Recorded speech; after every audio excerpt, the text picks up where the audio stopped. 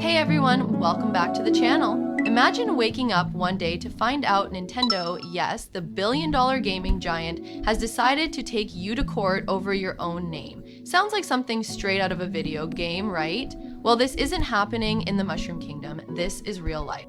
Our story takes us to Costa Rica, where a man named Jose Mario Alfaro Gonzalez owns a humble little supermarket called Super Mario.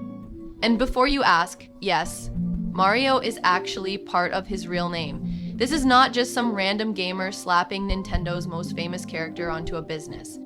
But here is where things get wild. Nintendo, being Nintendo, wasn't having it. They came in with their usual legal firepower, trying to shut down this small grocery store with trademark claims. We all know how this usually goes.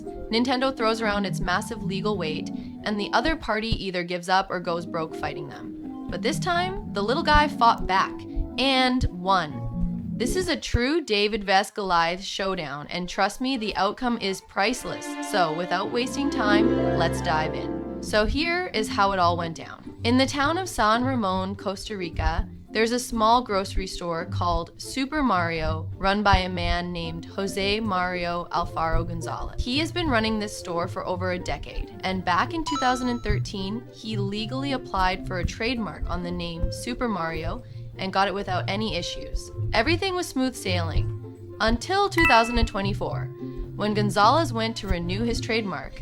Nintendo, the multi-billion-dollar gaming empire behind the legendary Super Mario franchise, swooped in like Bowser crashing a party. They filed an official opposition arguing that Gonzalez was infringing on their intellectual property.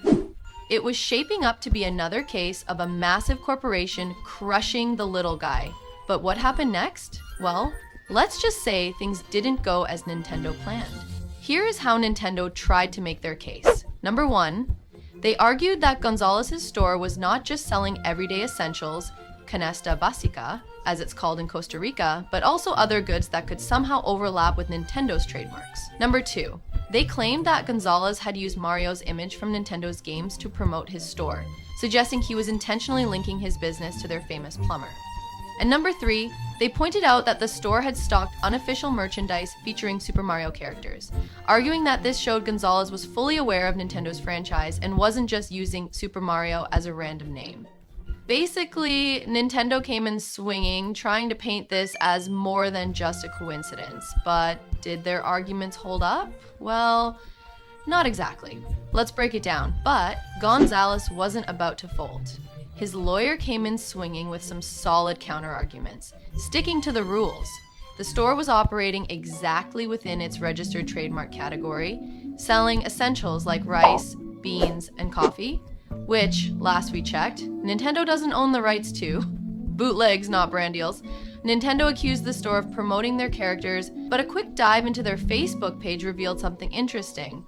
Most of the Mario-themed toys they had posted, unofficial bootlegs, not genuine Nintendo products. So, legally, there was no real connection to Nintendo. A local language twist. Here's a fun fact. In Costa Rica, super is just slang for supermarket. So in this case, Super Mario isn't some sneaky gaming reference. It is literally just a grocery store owned by a guy named Mario.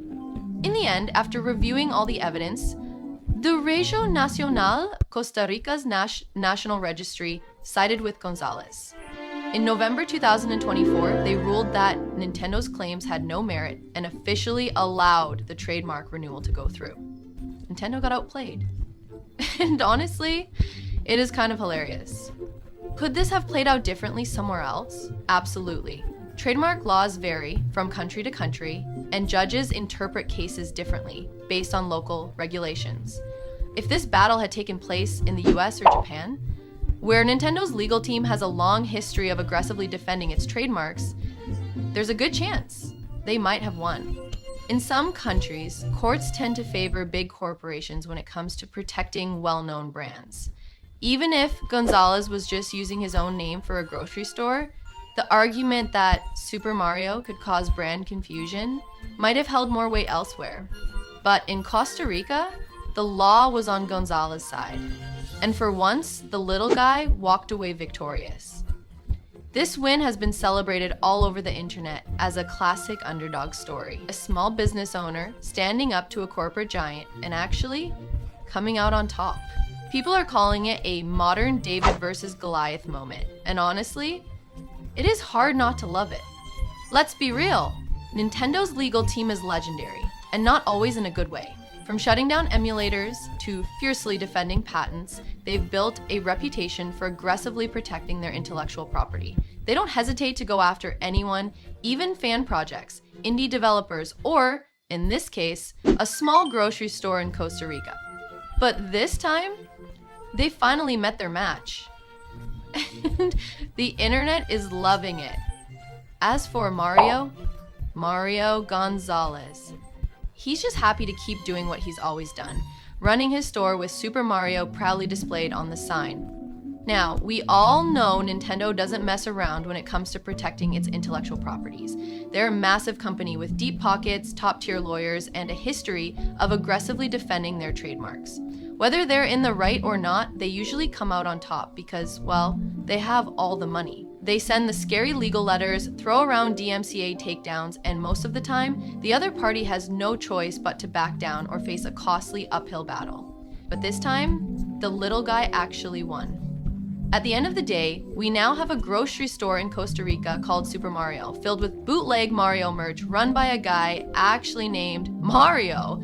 And the best part, it's all 100% legal. If that is not peak comedy, I don't know what is. Honestly, this has inspired me. I am thinking of starting my own business too, the Mario Dry Cleaning.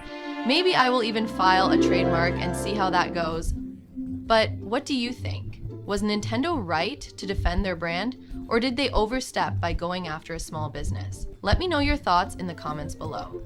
And of course, don't forget to like, subscribe, and hit that notification bell for more stories just like this one. Thanks for watching, and I'll see you in the next video.